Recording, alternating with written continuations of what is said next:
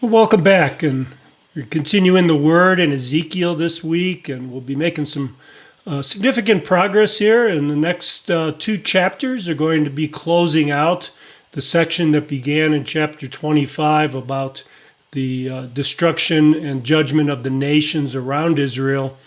Then we'll be opening up a new section. The final section begins in chapter 33 about the restoration of Israel.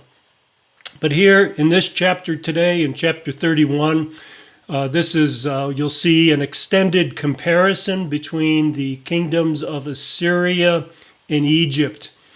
And this comparison uses the metaphor of a cedar tree.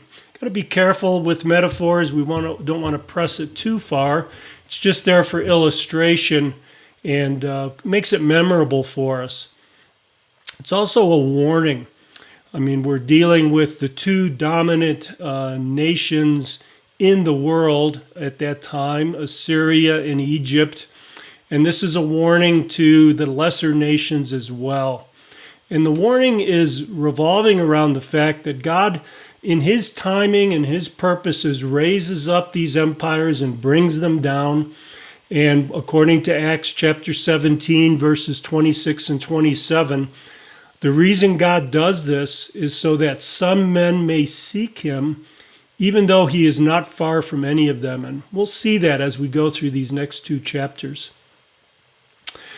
Verse 1 of chapter 31 gives us another one of these firm dates that Ezekiel provides us. In this case, it's June 21st, 587 BC. It's about 2 months after the prophecy of Ezekiel chapter 30, verse 20, and 2 months before the fall of Jerusalem. So it's right in a critical time of history. Our outline for this chapter is fourfold. Verses 1 through 9 introduces this metaphor of the tree. 10 through 14 talk of destruction. 15 through 17 talk of descent. And you'll be clearer when we get to that section, the descent into Hades, or the Sheol, the place of the dead. And verse 18 is the implication.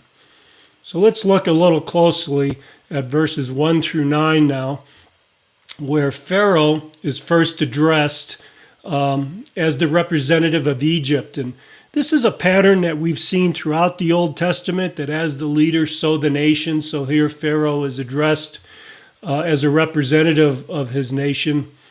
And the cedar tree is introduced as this metaphor. Now, a cedar tree could get to be 80 feet tall. In Middle Eastern forests, this was the dominant tree, symbolic of both dominance and power, and that's what we see here. And the message essentially is, just as a strong dominant world power like Assyria could be suddenly cut down and removed from the world scene, so would Egypt. That was going to happen to Egypt. As you go through this section of verses 1 through 9, I want you to make a note of the majesty of Assyria. It was beautiful in verse 3, using this metaphor of the shade of the tree. It was a shade tree. It provided shelter for the nations. It was lifted up high among the clouds even. Verse 4, notice how it nourished all the other nations, all the other trees. I think this is speaking to the alliances that other nations made with Assyria to their benefit and protection. Verse 5 said it was higher than all the other trees, that it was lifted up among the other nations. It was beautiful and expansive in verse 7. Its beauty and greatness were even beyond that of Eden, the garden of God. And God, it says in verse 9, created this nation, created its beauty, created its power, created its dominance. And that led really, not God's creation, but their pride led to their downfall. So as you transition to the destruction in verses 10 through 14, we see that the reason for the destruction in verse 10 is because of the nation's haughtiness. Now, haughtiness is a word that means arrogantly superior and disdainful, and it describes their attitude not so much, I think, among the nations, but toward the God of Israel. that they were arrogant, disdainful. They took credit for themselves, for their greatness, for their power, for their dominance. So God is going to bring them under judgment for not acknowledging him. Verse 11 says that the despot of the nations is going to be God's instrument or tool of judgment. Of course, this is talking about Nebuchadnezzar of Babylon. Look closely at the end of verse 11 where it says, according to its wickedness, I have driven it away. I think this is what's telling us here is that according to their cruelty that they perpetrated on other nations, so his cruelty is going to be proportionate to their cruelty.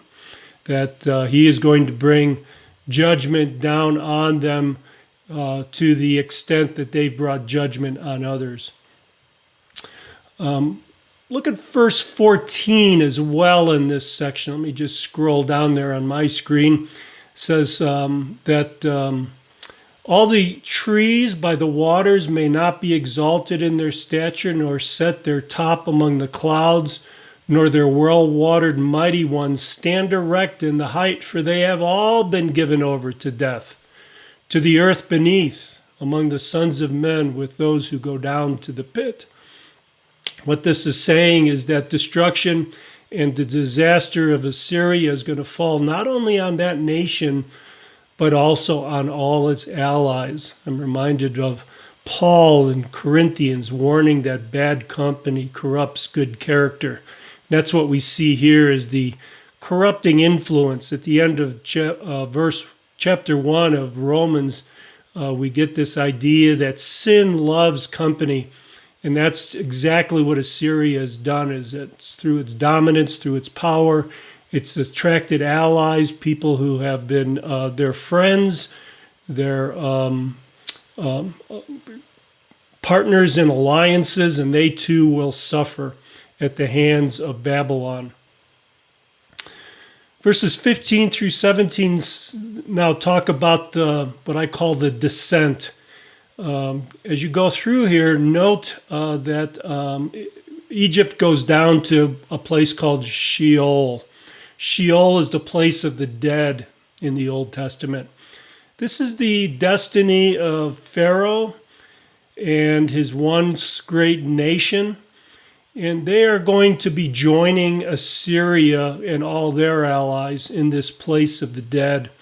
It's a great reminder and that this is the ultimate destiny for us all, and that we should be careful to live in light of our coming death, that all of us have a shelf life. All of us are going to expire at some point, and that will be standing before the Lord. And that should condition our lives today, that ultimate end that we are heading to.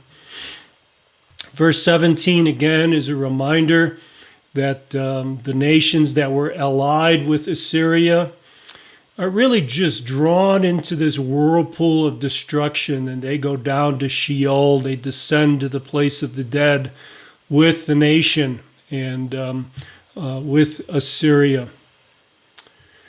Verse 18 then shows us the implication of this. It summarizes the destiny not only of Pharaoh and all the hordes that are with him, but everyone who persists in rebellion against the God of Israel. Notice at the end of verse 18, so is Pharaoh and all his hordes, declares the Lord. This is what happens to all who resist God, all who reject him. They are like Egypt, cut down, which is what I've labeled this chapter. Egypt is cut down.